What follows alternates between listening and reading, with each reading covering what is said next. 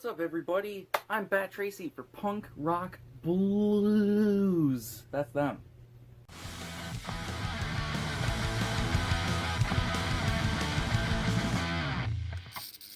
What's up, everybody? Bat Tracy back in to do my top 10 best favorite movies of all time.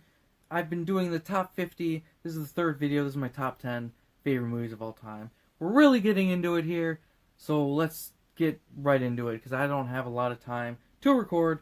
As always, I'm Bat Tracy for Punk Rock Blues. I don't know if I said that, but we're getting into it. Yeah. Alright, starting off the video with number 10. This is The Lion King from 1994, directed by Roger Allers and Rob Minkoff. This is the 1994 original classic animated Lion King, which started, basically, it didn't start, but it revolutionized the Disney Renaissance. It was basically the B team. The A team of Disney was working on Pocahontas. The B team working on this.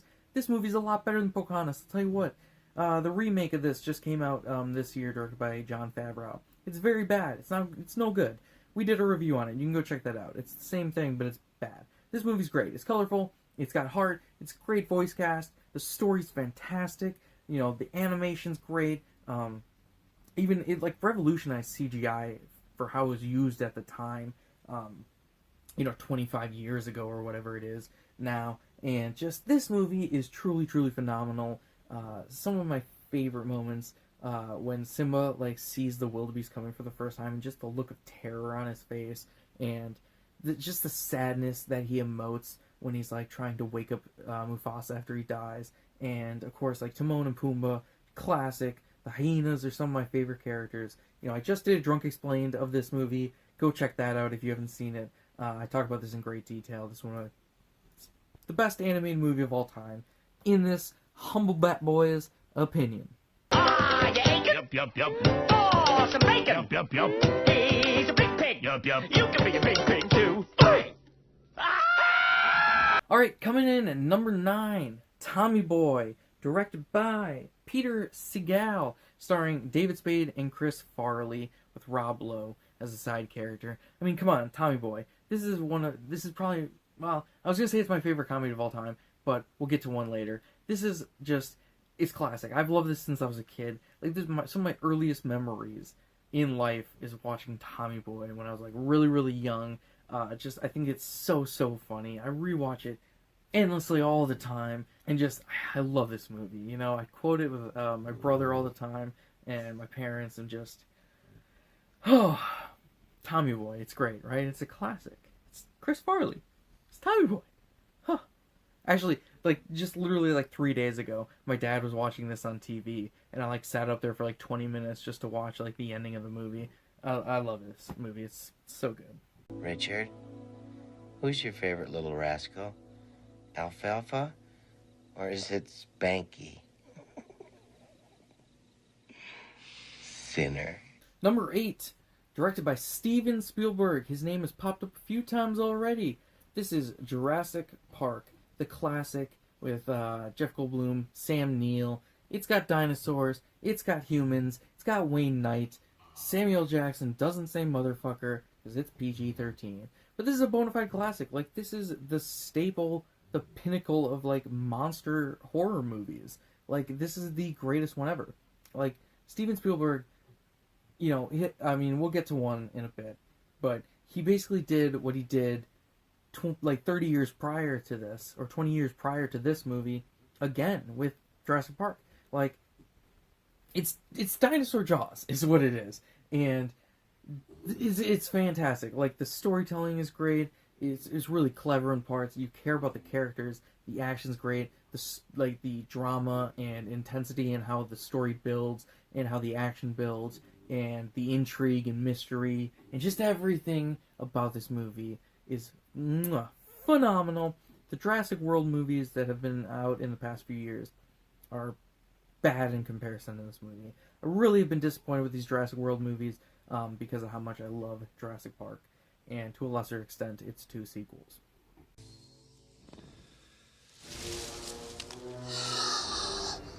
Clever girl. Alright, coming in at number 7. This is a more recent movie. This is Hell or High Water, It was directed by David Mackenzie. I think he also wrote the movie. I'm not 100% sure. It's directed by, starring Chris Pine, Ben Foster, and Jeff Bridges. Ben Foster, one of my favorite actors of all time. He's phenomenal in this movie. I told you in the first video, we talk about him later on. Here it is again in this video. It's basically like Chris Pine and Ben Foster are two brothers. One of them recently released from jail. The other has a daughter that he's trying, a family he's trying to, take care of. And so basically, they are robbing banks to get money to buy back their farm that their dad left them. They're about to lose it to the bank. And so they're robbing banks to buy back the farmhouse. And Jeff Bridges plays a sheriff who is after them on the run. It is phenomenal. This movie, I think, has like a 97% on Rotten Tomatoes. I think that's too low of a rating. This movie should have 101%. That's how good it is. It is one of the greatest movies I've ever seen. Think No Country for Old Men from the Coen brothers, and then go like 5 times better than that movie. And this is Hell or High Water. It's truly phenomenal. I think it's still on Netflix for free. If you have Netflix, go watch it there. It is well worth it. It is an amazing, amazing movie. Ben Foster, Chris Pine give some truly, truly amazing performances, and you truly buy them as brothers. Ben Foster, he is just, he's so good in this movie. Jeff Bridges, fantastic as always. Not so fucking tough now, are you, bitch?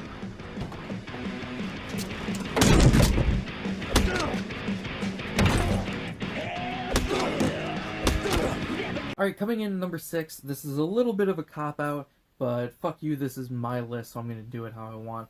Edgar Wright movies, directed by Edgar Wright. There's 5 of them, and I said no franchises or whatever, but I'm putting all 5 of his movies at one slot, because I think they're all equal in quality, and I love them all, and I literally just can't pick. So we got Shaun of the Dead from 2004, Hot Fuzz from 2007, Scott Pilgrim vs. the World from 2009, World's End from 2013, and Baby Driver from 2017. Those are his 5 movies. I love them all. The Cornetto trilogy, of course, of Shaun of the Dead, Hot Fuzz, and The World's End are just some of the best movies ever made. The best trilogy ever made, I think. Truly, truly amazing films. Just the way they tie into each other. And the way that, each movie, even though they're not direct sequels or tie into each other directly, they have, things, storytelling aspects, and, little Easter eggs that carry over into each movie and relate to past movies. Or even, the first movie will have a thing that, if you watch the third movie, it'll, relate back to that, and you're like, well, how did he think of that 10 years prior to this? And just, it's crazy. He's a master filmmaker, Edgar Wright is. To a lesser extent with Scott Pilgrim, I think this is his less polished work, but it's still fantastic in each way, or in its own way. I would give this no less than 4.9 stars out of 5. That's how good I think his work is. It's just a fun comic book movie with some great cast and great characters. And then you come over to Baby Driver, where it's more of a straightforward heist crime movie. What's Ansel Elgort and Kevin Spacey. You got John Bernthal and Jamie Foxx in there, and just the cast is fantastic in that one. Totally spectacular film. Baby Driver is. So Edgar Wright films are my number 6. A little bit of a cop out, but I love his work so much that I had to put it here. So I've taken a shortcut before. You never taken a shortcut before?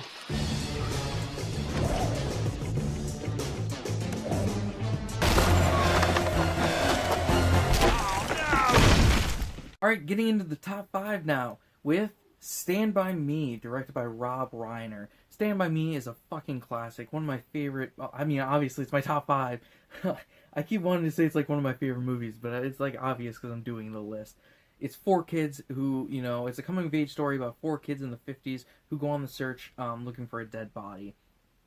And just a coming of age tale that's super funny, but it's also it's sad and tear-jerking and heartfelt at the same time, and it's heartwarming, and it's a story of 4 young kids who bond over this really disturbing aspect of life, and they come together as friends, and you know they'll always have that moment for the rest of their lives or whatever, and it's just a heartwarming story. And you know the kids all went on to be huge. Like it's Corey Feldman, Jerry O'Connell, River Phoenix, and Will Wheaton. And then you even got like Kiefer Sutherland as Ace, the bully in this. Like the cast is great, and it's just so good. I remember the first time I ever saw this, it was on like pretty sure it was on like Turner Movie Channel, like late at night, and I like stayed up really late to watch it, and I was just like, oh my god, I couldn't believe how good it was. You know what I mean? Suck my fat one, you cheap dime store hood. Coming in at number 4, dun dun dun dun, tsh, The Dark Knight, directed by Christopher Nolan. I'm a huge Batman fan. I mean, obviously I call myself Bat Tracy. It is my initials, but I mean, like, come on. So, I'm a huge Batman fan, and absolutely this is the best Batman film ever committed to film. Like, I know the movie is not comic book accurate Batman, because he's always just, like, falling off of rooftops and getting stabbed or getting attacked by dogs. And he also doesn't really do much crime fighting. But, you know, this is an amazing movie with the best villain performance of all time from Heath Ledger as the Joker. Christian Bale, he's nothing to snub at. He's great. Harvey Dent's pretty good in the movie, even though his transformation into Two-Face is a little bit silly and undercooked. I still really like that. Gary Oldman, as always, is fantastic in literally everything he does, and he's great in this. Rachel, I think Maggie Gyllenhaal is much better in The Dark Knight than I think Katie Holmes was in Batman Begins. She's a really big step up in this movie also from the previous installation, and yeah, I think this is fucking the best Batman movie of all time. Like, The Dark Knight is amazing, and like I'll always, for the rest of my time, Dark Knight and Logan, Shazam, 3 best superhero movies, or at least live action wise, and I think those are the 3 pinnacles, with The Dark Knight still being the greatest superhero movie ever made.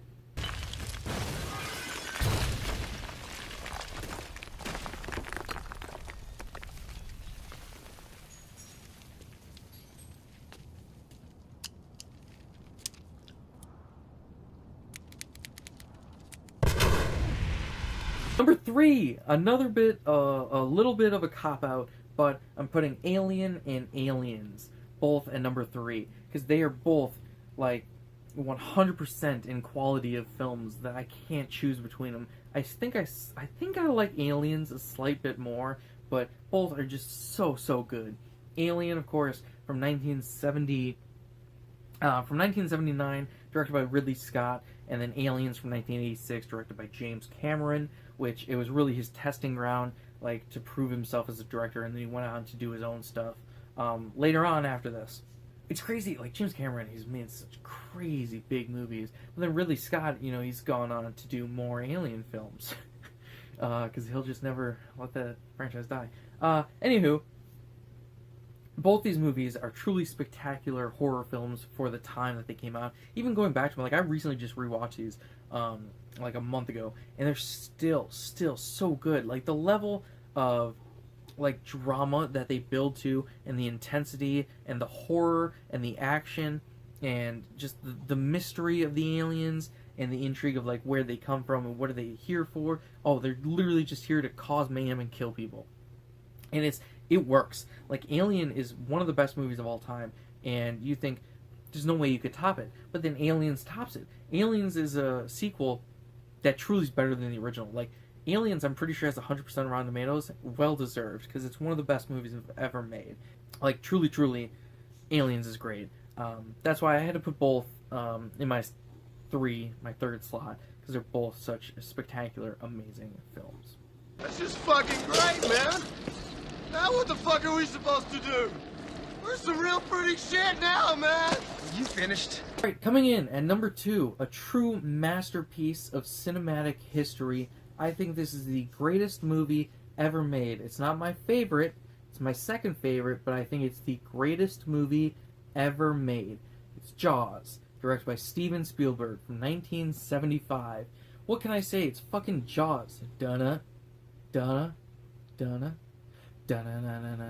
Batman. Okay, anyway, so Jaws. It is the greatest movie ever made. I mean, it's just a shark movie, but I mean, it's the best shark movie, and just it's crazy how good it is. Because you're like, back at this time, like 1975, the only like shark movies and like monster movies and everything, it was all this schlocky like B movie, you know, low budget, low quality shit that was being put out.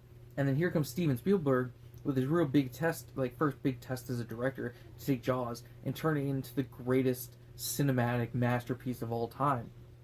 Because it's a movie that on paper shouldn't work, and he just made it work. And then even like why I say it's the greatest movie of all time, one, quality wise, like the story of the movie and everything, it is 100% an amazing, truly amazing movie. But then what it did for cinema and like cinematic history after that, like it's truly the first summer blockbuster of all time. Like it's what started like Star Wars, the MCU, you know, the X-Men franchise, the Lord of the Rings. Every big summer blockbuster that's come out is because of Jaws and what Jaws did for cinema in history. It's great. It's a masterpiece. I can go slow ahead. Come on down and chum some of this shit.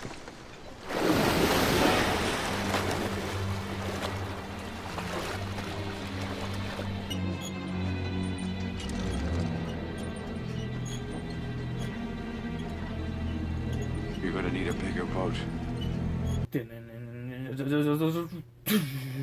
That's a shitty drum roll. My number one favorite movie of all time is Step Brothers, directed by Adam McKay. Yeah, Step Brothers with Will Ferrell and John C. Reilly. This is my favorite movie of all time. I know every word of this movie. I can quote it endlessly. I literally tell people all the time, I've seen this movie like over 500 times that I know of. Because one year, my brother and I, we spent literally an entire year watching this movie every single night. So it's 365 times that we saw this movie. And now most times when I watch it, I'll watch it and then I'll be like, I'm just gonna watch it again, and I'll literally just hit play again and I'll watch it again, or I'll spend like hours watching all the special features. Like, this is a movie I can literally watch it like probably 10 times in a day if I had the time, you know what I mean? Like, I love Step Brothers. It's my favorite movie of all time. I can watch it 1,000 million times, never get sick of it. I know all the jokes. I still laugh like a fucking child with seeing them and hearing them.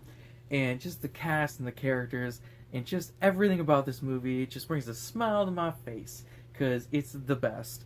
And I'm probably like the only person who like regularly quotes like behind the scenes special features from this movie. It's crazy. I knew it. Okay, you guys are not going to regret this. We're going to get so much more activities done. This is the funnest night ever. This is so scary. That was my top 50 favorite movies of all time. What did you think of my list? Is there anything you changed? Is there anything you were shocked at where you're like, that's on your list? What are you doing, man? Yeah, let me know down below. So I'm going to do the outro now. As always, give me a thumbs up if you at any point like this video. Subscribe if you haven't already. You can check out my brother's social media stuff. It's all right here. Otherwise, you can follow the channel at Instagram, Twitter, and YouTube at Punk Rock Blues. Everything of mine is at BadTracy01.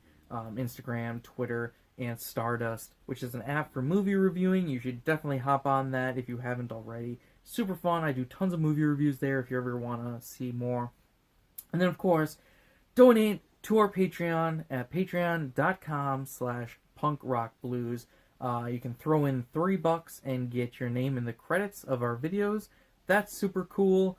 But yeah, thanks for watching. And like I said, just let me know what you thought of my top 50 list, I guess, if you watched all 3 videos and stuck with it.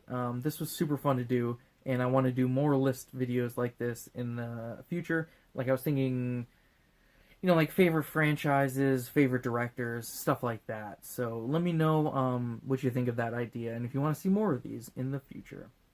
Bye!